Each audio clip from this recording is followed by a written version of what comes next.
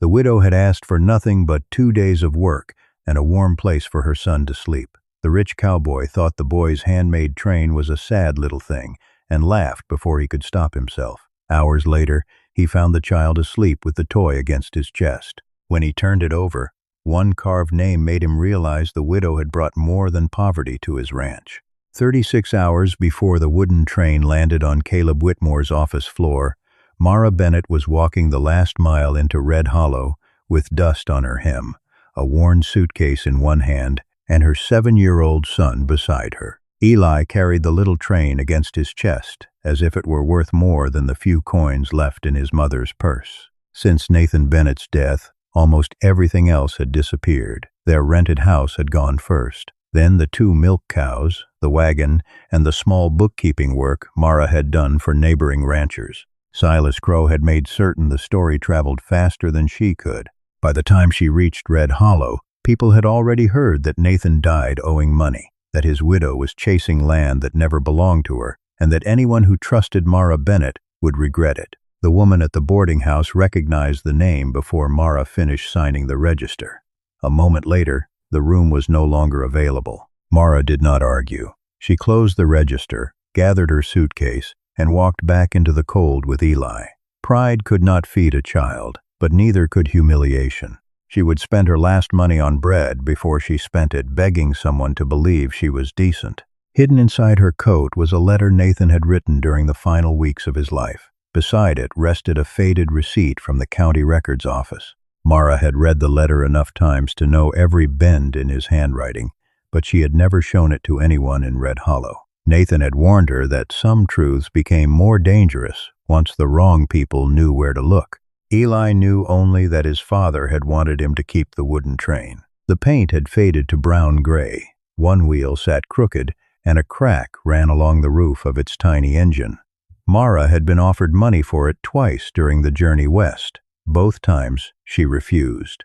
Nathan had owned almost nothing when he died, but he had protected that train until his final day. Whitmore Ranch was their last chance. Mara had not come there asking for charity. She knew ledgers, cattle tallies, feed invoices, freight charges, and the quiet ways small mistakes could drain money from a ranch.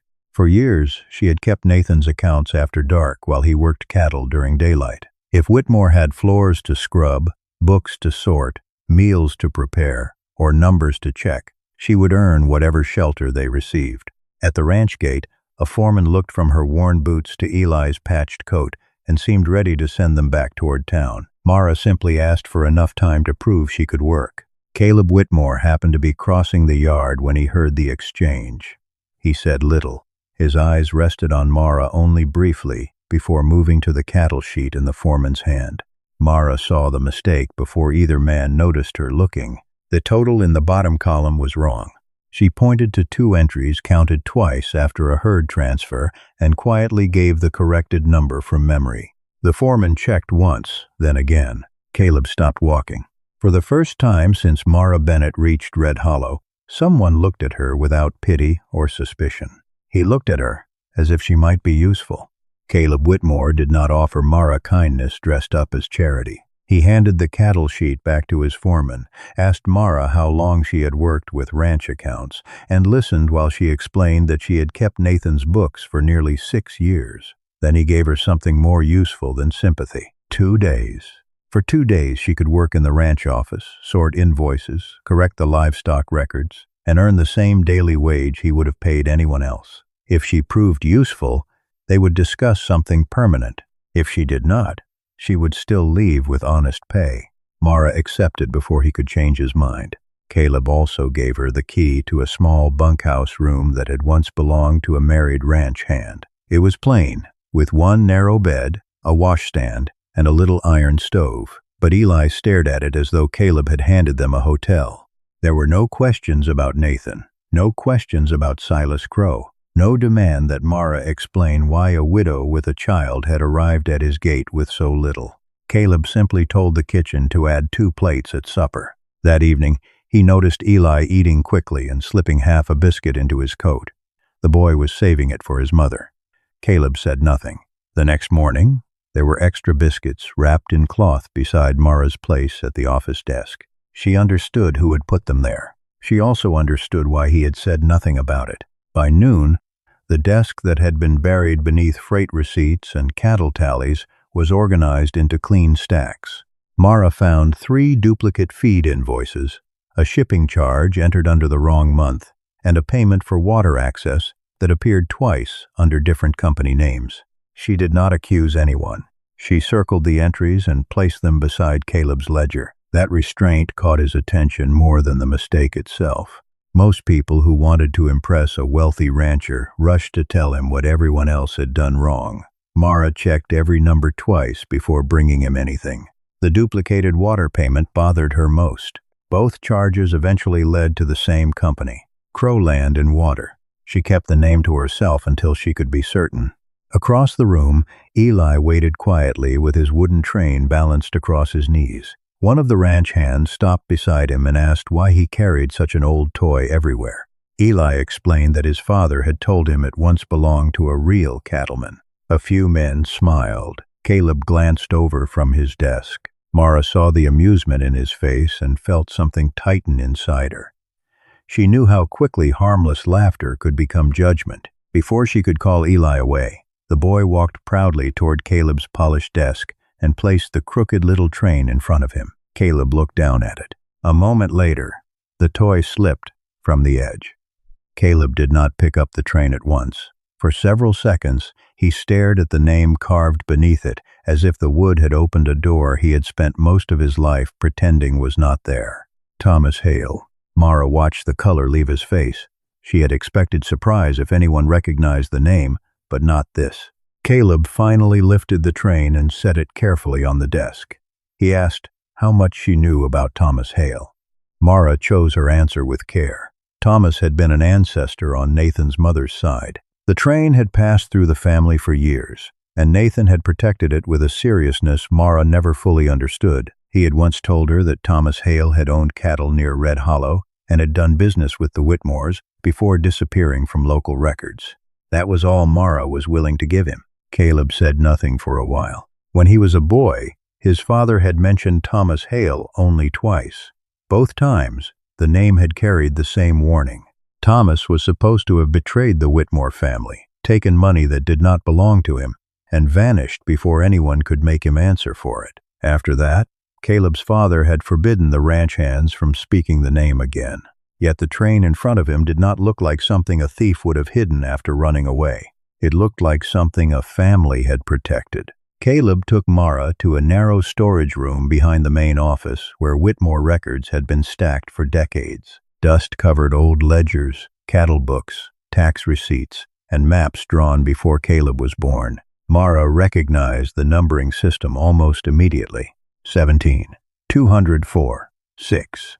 The same pattern appeared in the index of several land books. Caleb pulled down an older volume from the years when his grandfather, Gideon Whitmore, had controlled the ranch. The binding cracked when he opened it. Near the middle, they found a section covering grazing agreements and water rights. One page was missing.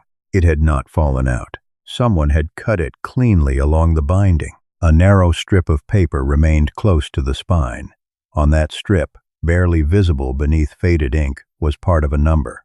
204. Mara felt the letter hidden inside her coat suddenly become heavier.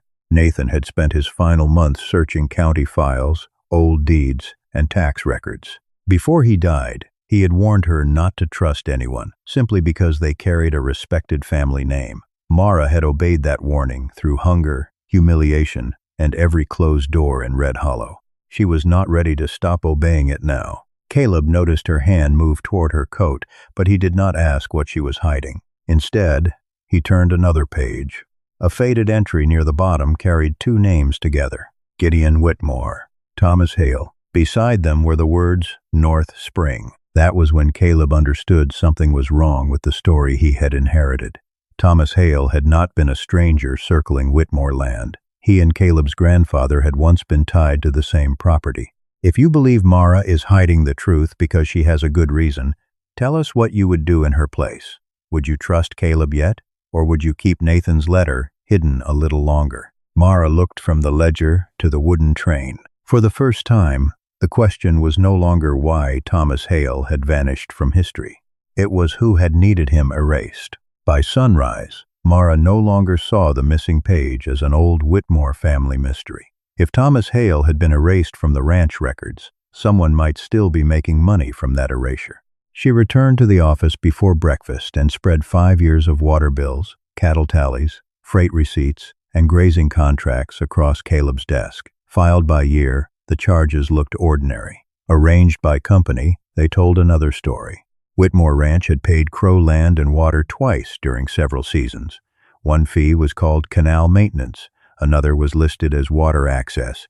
Both led back to North Spring. Caleb had never questioned them. His father had paid the same fees, and Silas Crow had always described them as part of an old agreement. Mara questioned the agreement. She compared the invoices with an older property map and found parcel 6 along the northern boundary. The number matched the final digit carved beneath Eli's wooden train. Then she examined the contract Silas wanted Caleb to sign before winter. It would raise the water fee, bind Whitmore Ranch for 10 years, and allow Crow land and water to cut access after 30 days of missed payment. Mara calculated what one drought could do under those terms. Whitmore might survive a poor cattle market or a failed hay crop. It could not survive losing North Spring while thousands of cattle still depended on it. Caleb read the contract again. What had looked like routine paperwork now looked like a trap. Mara did not tell him what choice to make. She placed the figures before him and let the numbers speak. Before noon, Caleb postponed the signing. That decision alone protected the ranch from an agreement that could have crippled it. But Mara kept searching. An older transfer document claimed the land around North Spring had passed completely into Crow control years earlier. Mara studied the signature at the bottom until she recognized something more important than the name. She recognized the handwriting. Nathan had spent months fighting a claim Silas used against their small property before his death. Mara still carried a copy of one of those papers. The letters leaned at the same unnatural angle. The final stroke curved upward in exactly the same place. Someone had copied a signature. She placed both documents before Caleb. He did not accuse Silas immediately. He studied the pages and asked what evidence would make the truth impossible to deny. That mattered to Mara. He was no longer deciding whether a poor widow deserved to be believed. He was helping her determine what the facts could prove. Together they searched the oldest Whitmore files. Near dusk, Mara found another transfer bearing Thomas Hale's name. According to the Whitmore family story, Thomas had already left Montana months before that document was signed. Mara rested one finger beneath the date. If the family history was true, Thomas could not have signed it. And if his signature was false, someone had been charging Whitmore Ranch for water they might never have owned. The days after Caleb postponed the water contract changed the rhythm of Whitmore Ranch in small ways neither he nor Mara mentioned. Each morning, Mara found a tin cup of hot coffee waiting beside the ledgers before she arrived. Caleb never said he had left it there. She never thanked him aloud. But after several mornings, she stopped pretending it was an accident. One evening, she noticed the elbow of his work coat had torn along an old seam. Caleb left it across a kitchen chair before riding out to check the north fence. By the time he returned, Mara had repaired it with dark thread so the stitching barely showed. He noticed. The next morning, the coffee was hotter. Eli changed too. At first, the boy watched every adult as if expecting someone to tell him he had stayed too long. Caleb never pushed him. When Eli began lingering near the stable, Caleb chose the oldest gray mare on the ranch and showed him how to approach her slowly. For days, Eli only touched the horse's nose. Then, one morning, he climbed into the saddle. Mara watched from the barn door while Caleb walked beside him, one hand near the saddle but never holding him in place. Eli's laughter carried across the yard. It was the first time Mara had heard him laugh that way since Nathan died. Later that week, one wheel came loose from the wooden train. Eli carried it to Caleb. Caleb could have rebuilt the entire toy. Instead, he repaired only the wheel. He left the faded paint, the crooked roof, the carved name, and every mark time had placed on the wood. Mara understood why.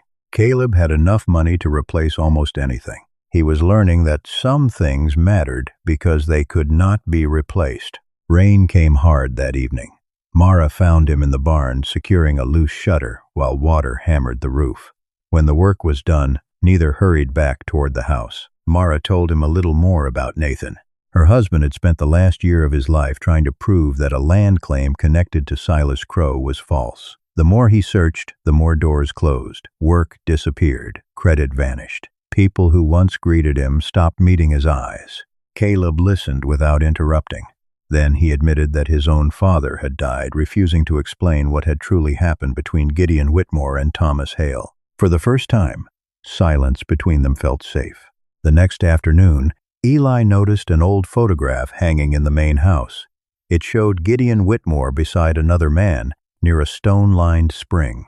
Eli compared it with a small picture Nathan had once kept inside the family Bible. The man was Thomas Hale. He had not stood outside Whitmore history. He had been standing at its center. Silas Crow arrived at Whitmore Ranch the next morning in a black carriage with a county deputy and 2 men from his land company. He did not come shouting. That made Mara more afraid. Silas stepped down in a clean, dark coat with a leather document case beneath one arm. He looked less like a man hunting a widow than a businessman finishing routine work. He had learned long ago that official paper could frighten people better than a raised fist. Caleb met him in the yard. Mara stood near the porch with Eli beside her, the wooden train tucked beneath the boy's arm. Silas opened his case and produced a transfer bearing Nathan Bennett's name. According to the document, Nathan had surrendered every remaining Hale land claim to Crow Land and Water before his death. If it was valid, neither Mara nor Eli had any legal claim to Parcel 6. Then Silas produced an estate inventory. Near the bottom was a handmade wooden toy listed as property connected to the disputed Hale estate. He wanted the train placed in county custody. Eli moved closer to Mara. She did not beg. She asked that every date, signature, seal, and witness be checked before anyone touched her son's property. Silas answered by repeating the story Red Hollow already knew. Nathan had died in debt. Mara had withheld papers. Now she had brought an old landroomer to Whitmore Ranch and convinced a wealthy rancher to protect her. Several ranch hands were watching. Months earlier, that attention might have made Mara lower her eyes. This time, she did not. Caleb read the transfer slowly. He did not call Mara innocent or threaten Silas. He simply asked the deputy what authority allowed them to seize a child's possession before the ownership dispute had been reviewed. The deputy hesitated. Silas's confidence shifted. Caleb requested formal verification of the transfer, estate inventory, and notary record before anything left the ranch. Silas insisted the signatures were certified. Then Caleb saw the notary's name. He knew it. The man had handled Whitmore contracts years earlier. Caleb also remembered attending his funeral. He checked the date beside the seal. The transfer claimed Nathan had signed it 3 weeks after that notary had been buried. Silas was still talking when Caleb looked up. For the first time, Crow no longer appeared certain. If papers like these were stacked against Mara, would you still believe her? Tell us whether Caleb was right to protect her long enough for the truth to be examined. Caleb folded the document carefully. Silas had come to prove Mara was a fraud. Instead, he had brought the first evidence that someone had forged the case against her. The false date on Silas Crow's transfer did not end his claim. It only cracked it. Caleb knew Silas could blame a clerk, call it an error, and return with another stamped document. So he asked the deputy to record the contradiction and demanded a formal review of every paper connected to Nathan Bennett, Thomas Hale, Parcel 6, and North Spring. Silas objected. Caleb never raised his voice. He simply refused to let anyone enter the house or take Eli's train until lawful authority had been established. That was when Mara understood Caleb's strength. It was not the revolver at his side. It was his ability to stay calm while another man tried to make him angry enough to make a mistake. By afternoon, the sheriff and county clerk arrived from Red Hollow. Silas's transfer was compared with the old notary records. The burial date was confirmed. The man whose seal appeared on Nathan's transfer had been dead 3 weeks before the document was signed. The deputy stepped away from Silas, but Silas insisted the mistake proved nothing about Thomas Hale's claim. Then, Mara made her choice. For weeks, she had guarded Nathan's final letter because she knew what happened when poor people trusted powerful names too quickly. She reached inside her coat and placed the letter before Caleb. Nathan had warned that county records connected to Thomas Hale might have been altered. He had also ordered Mara never to surrender the wooden train to Crow and never to open it alone. If the train was opened, a Whitmore and a county official had to be present. Mara had followed his instructions exactly. Caleb read the letter twice. He did not ask why she had hidden it from him. He understood. If Mara had opened the train alone and later produced valuable papers, Silas could have called them planted evidence. Her silence had protected something more important than the train.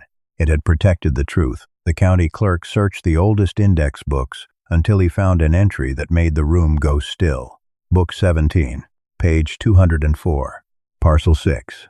The numbers matched those carved beneath the train, but the matching page in the county record book was gone. It had not faded or torn with age. Someone had cut it cleanly from the binding. Silas stopped demanding the train. Caleb noticed. So did Mara. The sheriff placed the wooden toy in the center of the desk. The clerk recorded its cracked paint, old wooden pegs, and untouched seams before anyone moved it.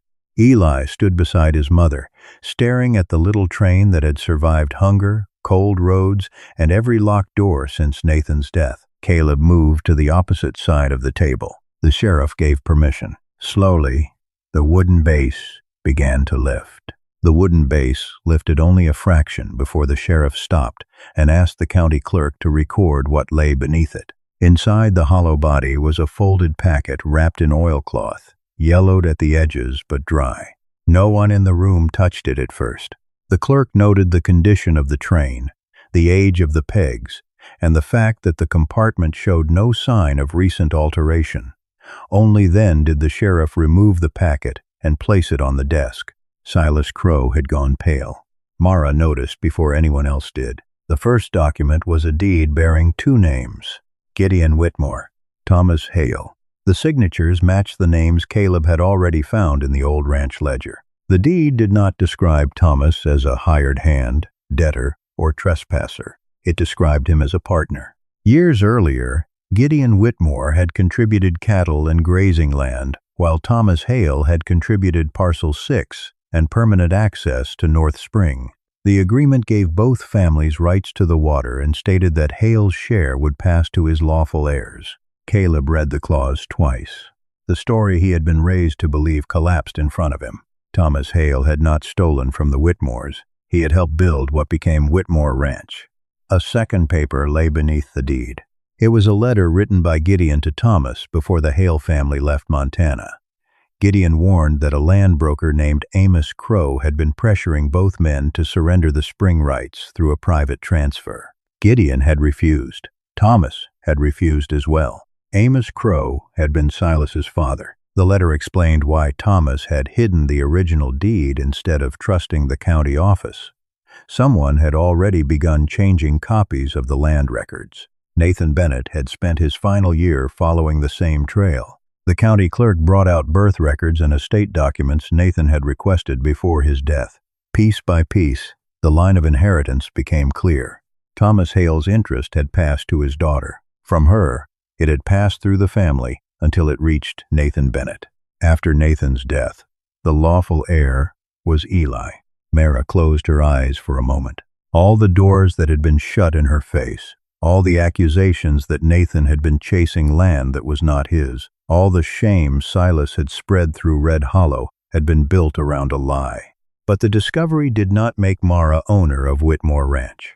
It did something more dangerous to Silas. It proved that Eli held a legal interest in Parcel 6 and North Spring, the same water Crow Land and Water had been charging Caleb to use for years.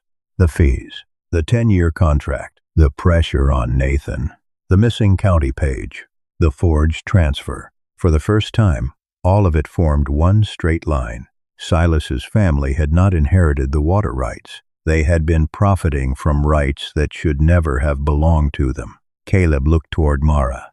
If she wanted revenge, she now had enough leverage to damage his ranch. Without North Spring, Whitmore cattle could not survive a hard drought. Yet Mara had spent her time at the ranch trying to protect that water, not take it away. She had warned Caleb about the contract when she could have remained silent. She had protected his land before she even knew her son might legally control part of the spring. That realization changed something in him more deeply than the deed itself. Mara had never been the burden Red Hollow called her. She had been the one person in the room trying to keep everyone from losing what was theirs. The sheriff sealed the documents as evidence. Silas finally demanded that the matter be settled at the county hearing already scheduled for the following morning. He still had Nathan's supposed transfer. He still had influence in Red Hollow, and he still believed that a widow's truth could be buried beneath enough official paper. But when the sheriff locked the original deed inside the evidence cabinet, Caleb understood that the balance of power had already shifted. The next morning, Mara Bennett would no longer enter that hearing as a poor witty asking to be believed. She would enter carrying proof. By 9 the next morning, nearly every bench in the Red Hollow County room was filled. Ranchers stood along the walls. Merchants crowded near the back. Men who had refused to meet Mara's eyes only weeks earlier now watched her walk through the door beside Eli. Silas Crow was already waiting at the front table. He looked composed. That was his last advantage. For years, Silas had survived by making his version of the truth appear more official than anyone else's. He had seals, contracts, witnesses who owed him favors, and a family name people had learned not to challenge. Mara had none of that. She had numbers, dates, records, and a wooden train. The hearing began with Silas presenting Nathan Bennett's supposed transfer. He argued that Nathan had surrendered every Hale claim before his death, and that Mara had hidden disputed property while searching for a wealthy ally willing to finance her challenge. A few people in the room nodded. They had heard that story before. Mara did not look at them. She placed the county index on the table. Book 17, page 204, parcel 6. The clerk confirmed that the entry had existed long before Nathan Bennett was born. He also confirmed that page 204 had been cut from the official record book. Then the sheriff produced the documents recovered from Eli's train. The original deed was opened beneath the county seal. Gideon Whitmore and Thomas Hale had signed it together. Parcel 6 belonged partly to Hale. North Spring was protected for both families. Hale's share passed to his heirs. The room became quieter. Silas claimed an old deed meant little if Thomas had later surrendered his rights. Mara was ready for that. She presented the transfer carrying Thomas Hale's supposed signature, and then the older Whitmore records showing when Thomas had actually left Montana. The dates did not match. The man who supposedly signed away North Spring had already been gone. Next came Gideon Whitmore's letter warning Thomas about Amos Crow's attempt to take control of the spring. Silas's father. The name moved through the room in whispers. Caleb sat behind Mara, silent, until the county officer asked him to verify the Whitmore records. He did not protect his family's reputation. He confirmed that the ranch ledger had been altered. He confirmed that one page had been cut from Whitmore's own books. He also admitted that he had grown up hearing Thomas Hale described as a thief, even though the surviving documents now proved Thomas had been Gideon's partner. Caleb's willingness to expose his own family's shame changed the room. Silas could no longer claim the evidence had been invented by Mara alone. Then Mara opened the Whitmore water accounts. She showed 5 years of payments to Crow Land and Water, maintenance charges, access fees, penalties, the proposed 10-year contract. Every payment depended on Silas's company having the right to control North Spring. The original deed showed that right had never belonged entirely to Crow. Mara then placed Nathan's transfer beside the notary register. The county clerk read the dates aloud. The notary whose seal appeared on Nathan's transfer had died 3 weeks before Nathan supposedly signed it. This time, nobody whispered. The room went completely still. Silas tried to call it a clerical error. The sheriff produced the burial record. Then came Nathan's genuine signatures from tax filings, cattle receipts, and bank documents. The handwriting on Silas's transfer leaned differently. The final strokes were wrong. The spacing was too careful. The document had not been signed naturally. It had been copied. One false paper might have been explained. A missing county page might have been blamed on age. A damaged ranch ledger might have been dismissed as family carelessness. But together, they formed the same pattern. Someone had removed the original ownership record, replaced it with transfers Thomas could not have signed, collected money on the disputed water, and then produced another false transfer when Nathan Bennett began asking questions. For years, Silas had depended on people seeing each piece separately. Mara had survived long enough to put them together. The county officers suspended every Crow claim connected to Parcel 6 and North Spring pending final title registration. All payments from Whitmore Ranch to Crow land and water were frozen. The sheriff formally opened investigations into forged documents, altered public records, and financial fraud. Silas was not dragged from the room in a violent spectacle. He was asked to surrender his document case. For a man who had built his power on paper, there could have been no more fitting defeat. Mara remained seated. She had imagined this moment during cold nights when Eli slept hungry beside her. She had imagined anger, vindication, perhaps even satisfaction. Instead, she felt tired.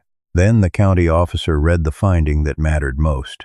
There was no evidence Mara Bennett had stolen, forged, or concealed county property. Her possession of Nathan's letter and Eli's train had been lawful. The accusation that had followed her across Red Hollow was officially withdrawn. Only then did Mara look toward the people who had once turned her away. No apology could return what those months had cost her. She did not need one to know her name belonged to her again.